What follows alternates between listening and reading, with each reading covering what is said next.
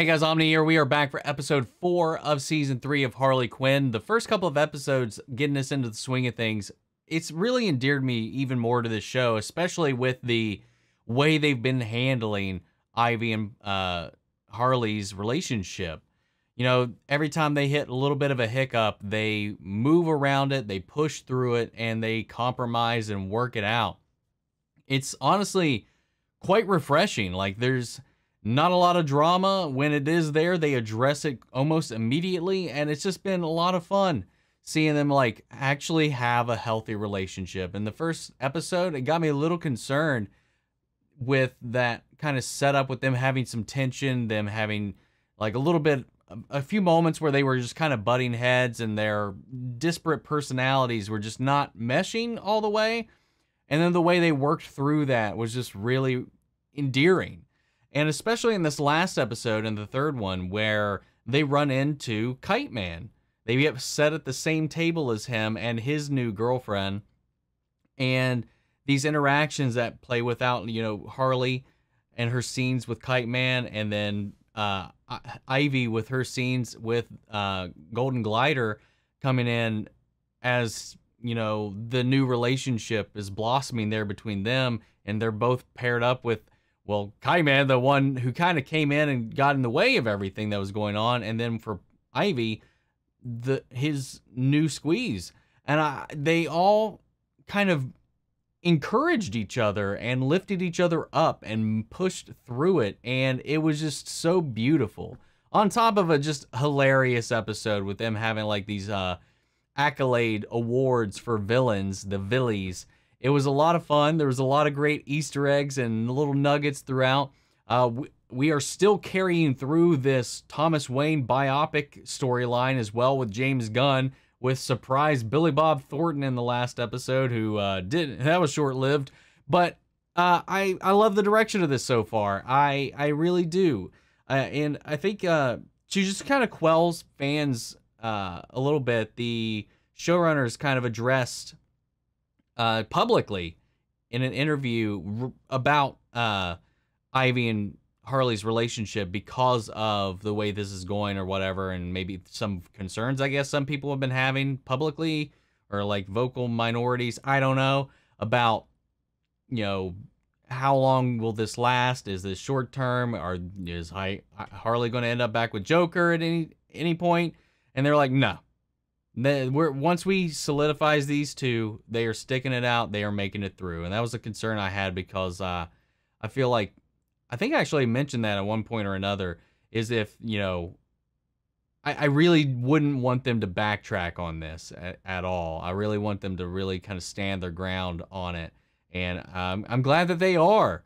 So I'm going to hold them to that. But guys, with that all said, we're going to go ahead and hop into this episode. So if you're part of the 67% of people that are watching the channel, you're not yet subscribed, or maybe you're tuning in for the first time here today, I really hope if you enjoy this reaction, maybe you'll stick around and hit that subscribe button. Maybe leave a little like. I'd really appreciate it. If you want to see the full-length reaction to this and watch-along format, you can check it out over on Patreon, or if you become a member of the channel, it gets you access as well. Along with that, you also get the same thing for all the other shows we cover here on the channel, as well as a bunch of exclusive movie reactions where you guys get to help vote on what we add to that list every month. We got monthly Q&As, behind-the-scenes footage, trying to make it worth your while since you are going out of your way to support the channel. But of course, I know not everyone could do that, and a simple way you can help us out is just by liking, commenting, subscribing, sharing these videos, because it really does go a long way with helping us here on the platform. With that all said and down the way, guys, let's hop into episode 4, A Thief, a Mole, and Orgy. All right, here we go.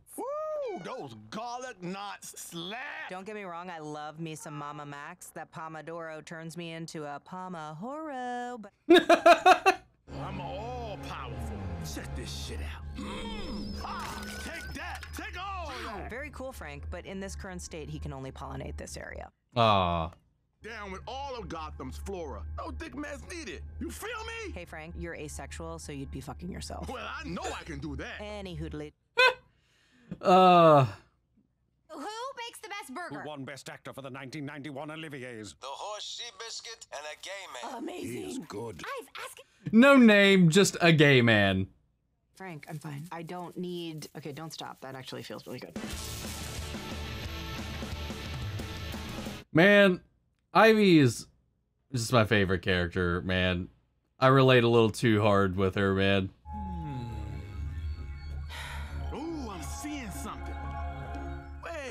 saying is just you being a little bitch and not. Be a little bitch.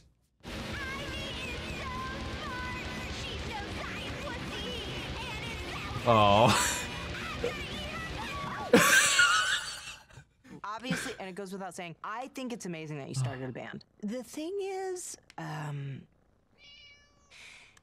Practice somewhere the fuck else. oh, I know. It's like the buzzkilliest. If it was up to me, I would so let you guys just shred ass. But, you know, she's letting us stay here, so we just have to... She's so bad at it, but I love it. Since we can't play anymore, could someone get me down? This election, stick with the mayor. How the fuck is he still... How is that possible? Guy can't even piss on his own. How's he supposed to run a city? He's playing the coma card. Well, our internals show 57%. How does that work? You're running against someone in a coma. Ah, but the other 43 are with us. They wish you were the one in the coma. Feels like an unnecessary detail. And another 15 said, I don't get carpool karaoke. They just sing along to songs in a car. Clearly, they thought we were asking about James Corden, but... Get out, chat with the youth. Barbara, you're a cool, hip, popular young woman. Gather up 3,000 of your closest friends for me to talk to. Dad, I don't really have that many friends. And they're people you're already looking for, the closest people at least. Now, we need money from the filthiest, richest pieces of shit the world has to offer. Carmine Falcone, Ra's al Ghul. Bruce Wayne. You, Jim Gordon, aren't enough. You really are my North Star. Okay, so where are these rich assholes? You could almost like count down to the second when he was going to flip around on that. Oh my God. That was spiritual. Everyone's got to try this. Hey, guys! Oh. You know, never used a fancy toilet, but that's a little that's a little overboard.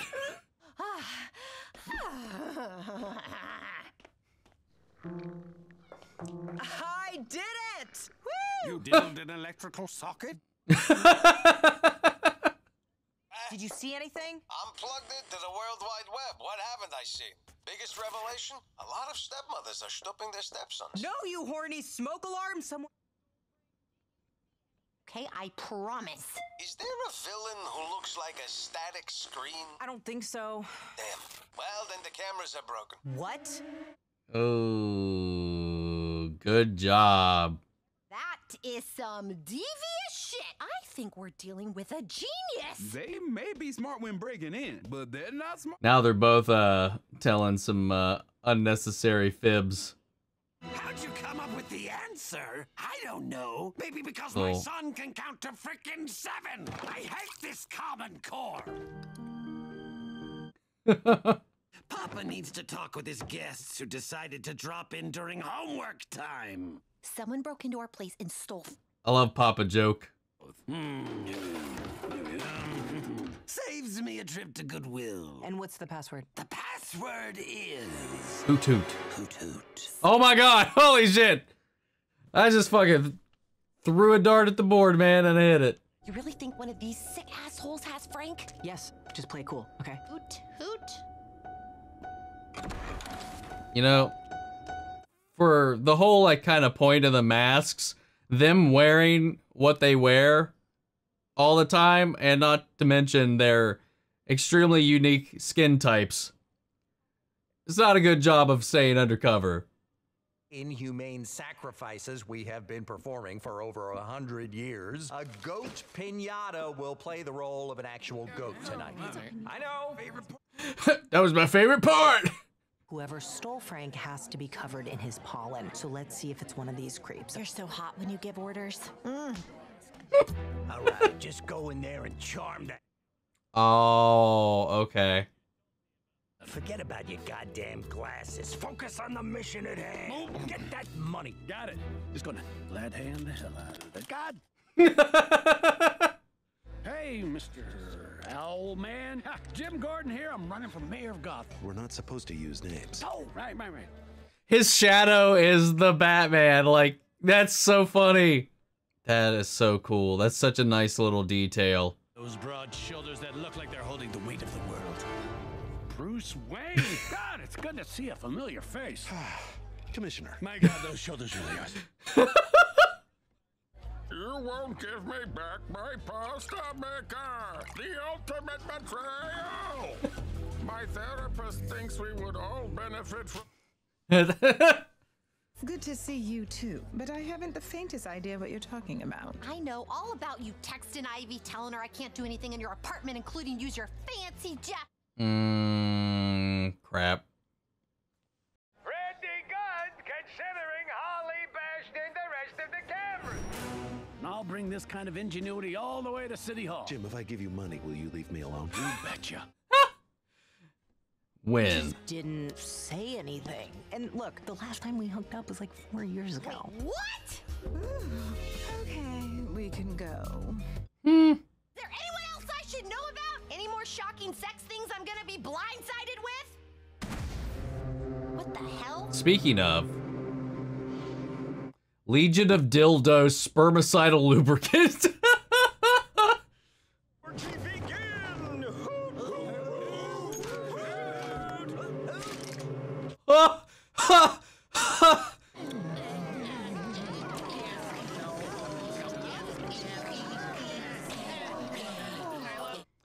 Our second orgy in superherodom within a span of like a month. God, cheese nuts. What the hell is this? Some kind of conga line? Oh my God, Jim. And I still cringe every time I think about it. Could you please keep your talking to a dull, sexy, and raw? It wasn't even a real relationship, and I know that because when we got together, I knew I'd finally found what I'd been pining for. You, Harley, you mean everything.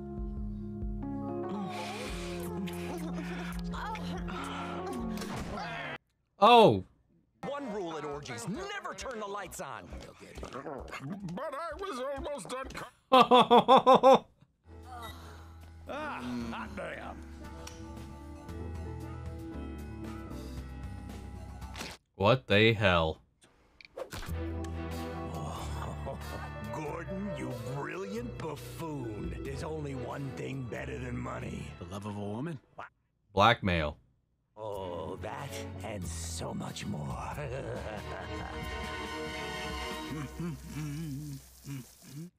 Just fucking hosing down. Frank is still missing. Oh, right, Frank. Oh, fuck me! Fuck me! Oh, damn. Well, I wonder who the fuck took him. Man, that was a fun one, man. That was a wild one. I just love the little details here and there where they keep connecting everything together, like with Jim ending up at this orgy as well, along with Batman being drugged there because he's with Selena, and of course she would be there. And then just the whole like Jim like creeping up on him, trying to get some money, and then you think he's talking about Batman, and then it's not. Oh, you saw just like Bruce sweating a little bit. It was, oh shit, is he putting it together? Nope. And I love that little detail of the shadow literally being Batman's silhouette. I don't know. I haven't noticed it or paid attention to any scenes where he's been Bruce. Have they always done that? Because if not, that's a nice little detail right there. But if they've done it before, I have not noticed. I like that what's the word I'm looking for right now? Not teamed up, but we went to the Joker for a little intel, and he complied. He didn't make a big fuss out of it. We got to see like some more of the dad Joker and a little bit more of what that life is like for him. I like that they're keeping that going because I think that's kind of freaking hilarious, especially with his reactions to some of the schoolwork his kids have to do and his outbursts, and oh, it's just funny. And seeing the Joker in a fucking sweater vest is just nice.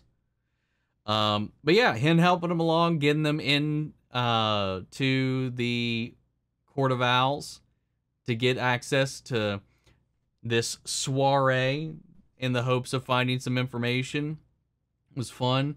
Bane being there, oddly enough, it was hilarious as the joke, but I don't know how or who or why he would have actually been invited to this thing, knowing the way this series and this Gotham loves to treat him.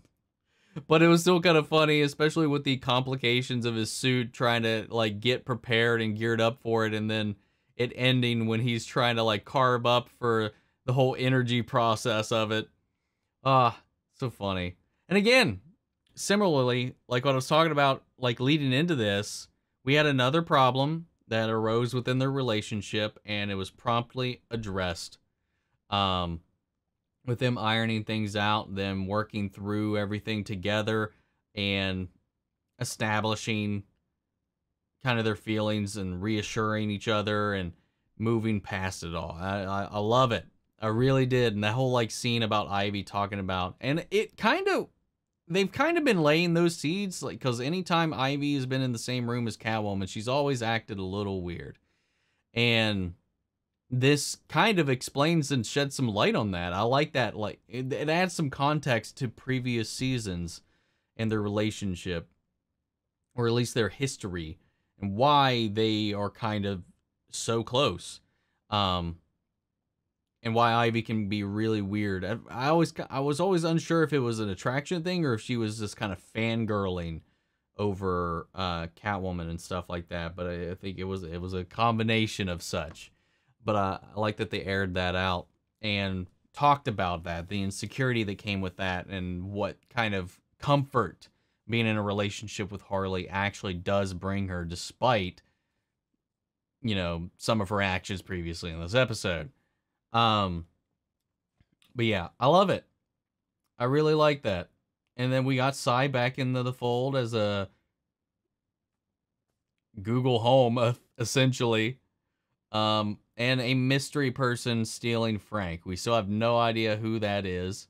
That location, I don't know, it looks kind of similar to where Ivy was being held when she went to go do that, take down that one pesticide company that ended up being like a side front for the Legion of Doom, I think, in the last season.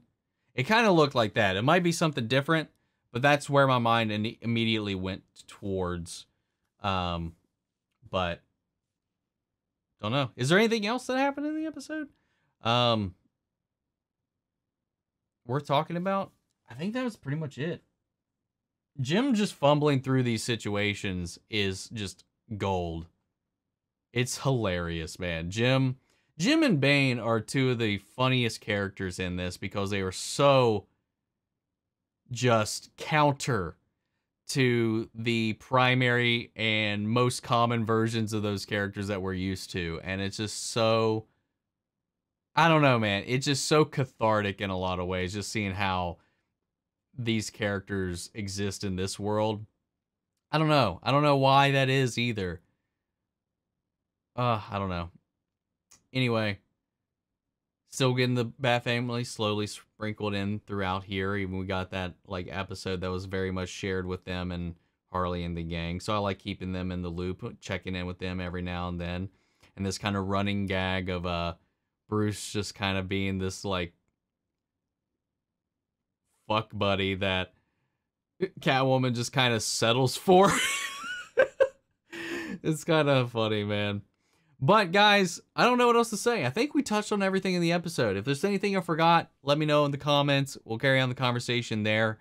Feel free to join us in our Discord. We could talk about it there as well. Links to that and all my socials are down below. Follow me in each and every one of those. If you want to see the full-length reaction, remember it's on Patreon, or if you become a member of the channel, it gets you access as well. And speaking of, before we go, I want to shout out to channel legends: Manny Sherritt, Ryan Karen, Jason Coleman, Philly Vane, Yori Koryaskov, Margaret Grace, Mary Bradley, Melita, Robert Anguiano, and Raven McCann. Thank you guys so much for your continued support. But that's another episode down. I'll see you guys next week with the next one. Take care, everybody.